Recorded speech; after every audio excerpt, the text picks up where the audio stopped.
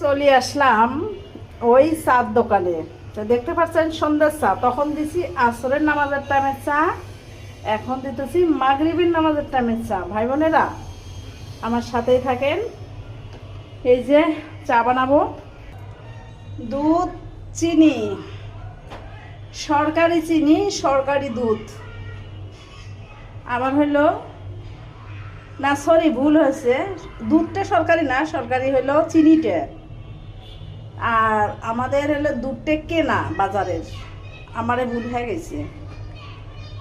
তো চলেন এখন চা বানাই দেই। এই যে চার লিগেলটা, আবার চাটা ভালো না হলে কিন্তু খাইতে চায় না। চিটাগাঙ্গি পোয়া মাটির পড়লে হয় লোহা, কোনো প্রবলেম নাই। মানুষের জামাই রে সন্ধ্যের সময় বউ বাচ্চা নিয়ে বাইরে যা খাওয়া দাওয়া করে, আর আমাদের অফিস থেকে বাসায় এলে বলে চা বানিয়ে দাও, তারপরে একটু ঘোরাঘুরি করার জন্য যায় না। হায় রে মোর কপাল রে।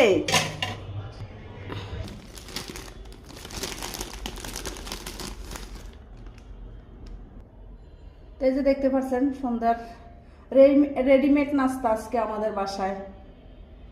তো আজকের নাস্তা বানাবো না, রেডিমেড নাস্তাটা